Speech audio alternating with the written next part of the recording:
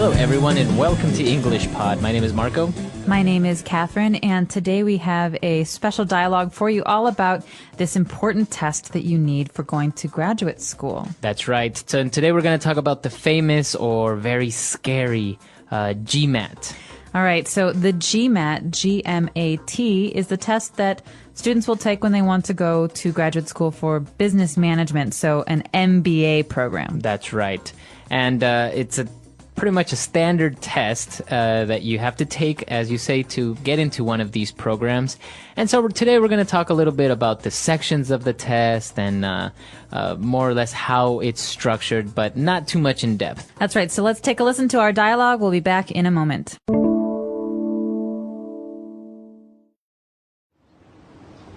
I can't seem to progress up the career ladder no matter how hard I try, and I have been here for 2 years already. Well, have you thought of getting an MBA? I heard it does wonders in getting you to the top. An MBA, hey? Well, my degree wasn't in business. The business schools won't be interested in me. Nonsense. The business schools measure your ability through a test called GMAT. GMAT? What does that stand for, and what will the test contain? Graduate Management Admission Test. It contains 3 parts: analytical writing assessment, the quantitative section, and the verbal section. Not only does the test score you on the number of questions answered, but also on the difficulty. Okay, this sounds a little tough. How am I supposed to practice for this? Up to you. You could have a one-on-one session with a tutor or group sessions. You can also use free or private computer software. Going to church might help as well. No matter what I do, I'm going to ace this test and go on to become a corporate fat cat. That's the spirit.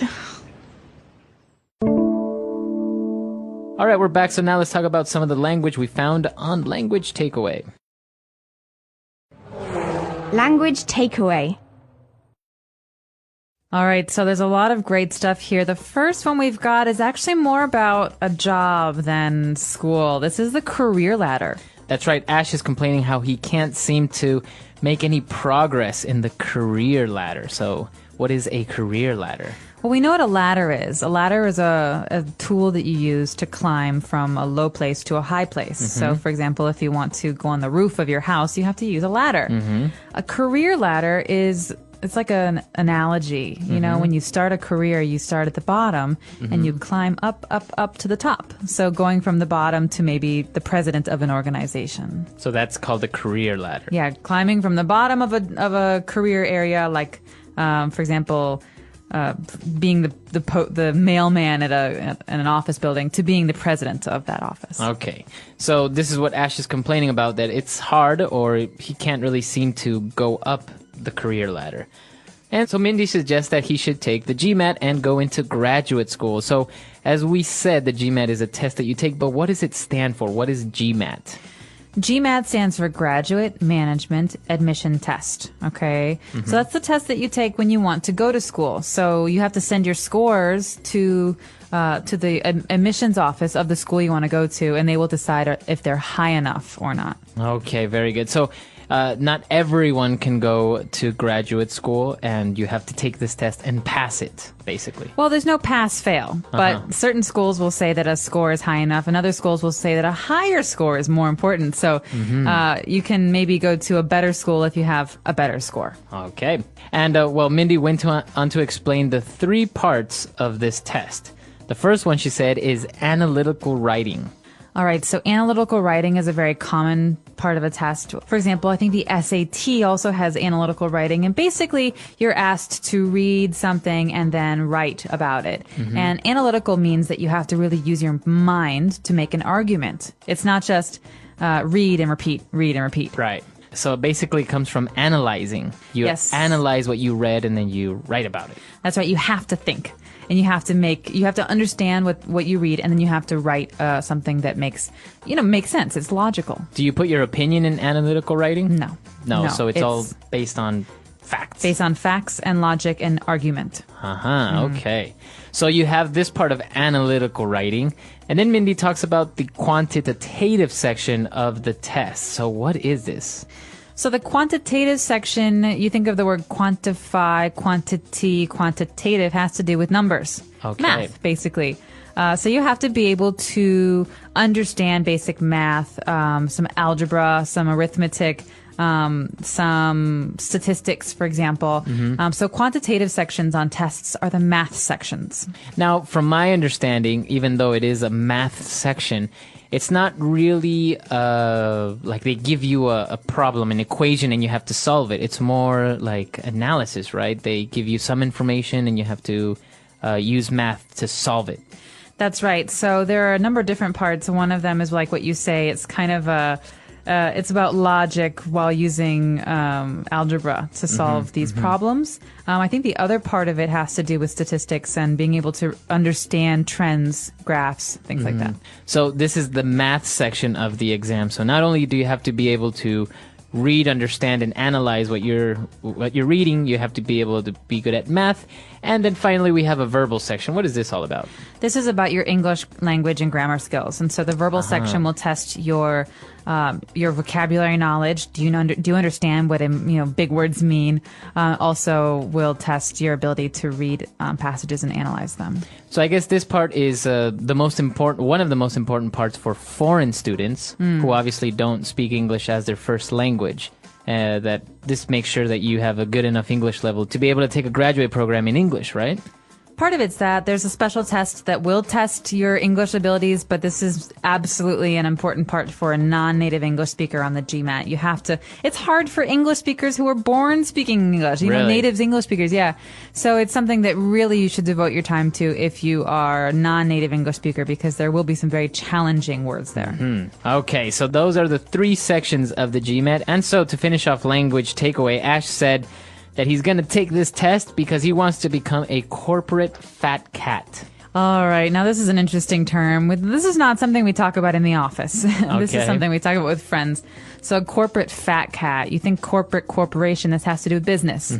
So basically, we're talking about very important businessmen. But fat cat's not a good thing, right? No, it's not really. You refer to a fat cat, a corporate fat cat, is a businessman who you consider to have a lot of money, but obviously you make the analogy that they're fat because they have so much money, and it's kind of a way of saying that businessmen are not corporate fat cats are not the best people around. No, you're basically saying that these guys, these men on top, they're rich, but they're kind of lazy. And so he wants to be a corporate fat cat. He wants to be very rich and powerful and not have to work so hard. Which obviously is not really the case always, but this is a common term that, as you said, you wouldn't really mention it in the office, but it's more of a satirical way of speaking about businessmen. All right, so now let's finish off language takeaway and move on to some phrases on Fluency Builder.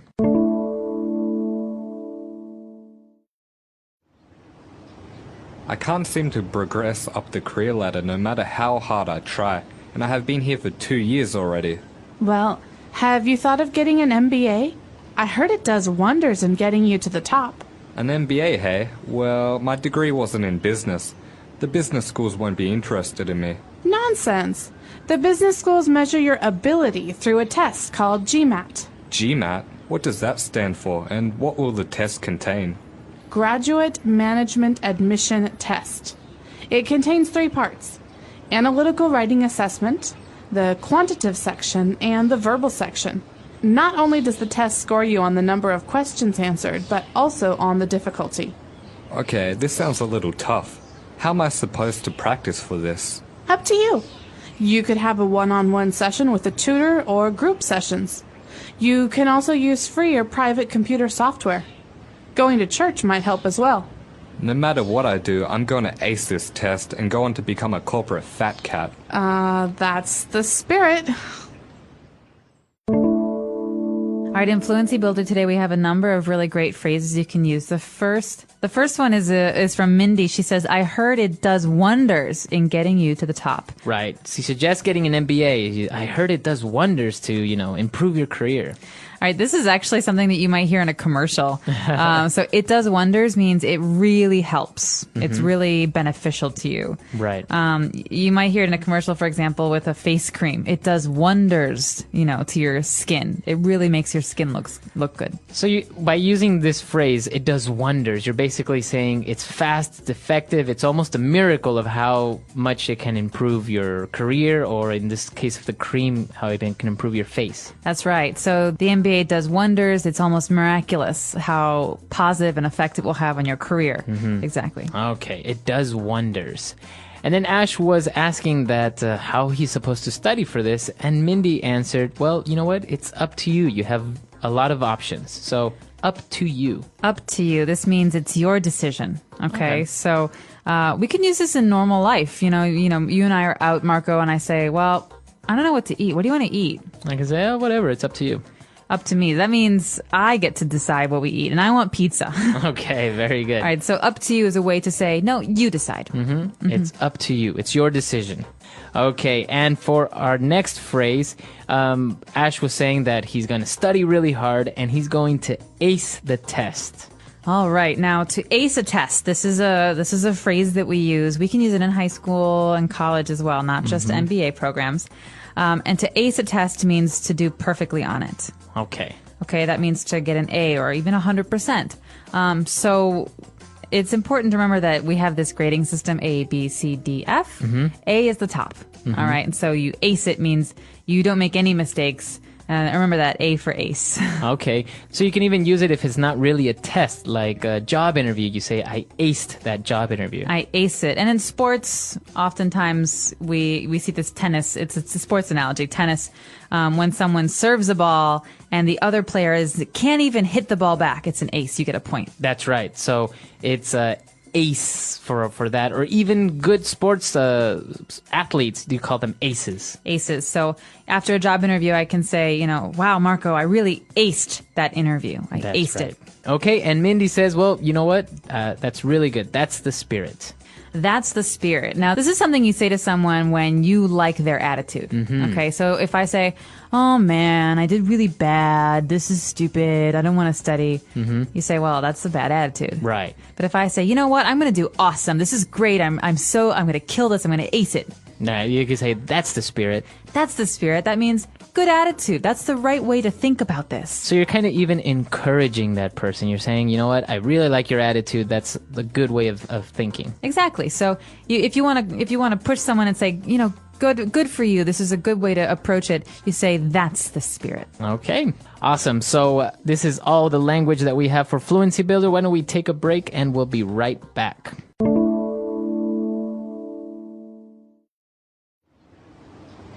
I can't seem to progress up the career ladder no matter how hard I try, and I have been here for 2 years already. Well, have you thought of getting an MBA? I heard it does wonders in getting you to the top. An MBA, hey? Well, my degree wasn't in business. The business schools won't be interested in me. Nonsense. The business schools measure your ability through a test called GMAT. GMAT? What does that stand for, and what will the test contain? Graduate Management Admission Test. It contains 3 parts: analytical writing assessment, the quantitative section, and the verbal section. Not only does the test score you on the number of questions answered, but also on the difficulty. Okay, this sounds a little tough. How am I supposed to practice for this? Up to you. You could have a one-on-one session with a tutor or group sessions. You can also use free or private computer software. Going to church might help as well. No matter what I do, I'm going to ace this test and go on to become a corporate fat cat. That's the spirit. Obviously, to be able to do one of these programs, like get an MBA, you have to take these tests, which I understand are very, very difficult. They are very difficult, and it can be very expensive. I mean, graduate school itself is $100,000, $200,000. Mm-hmm. And then to prepare for the tests, you could spend another $1,000 just getting classes or tutoring.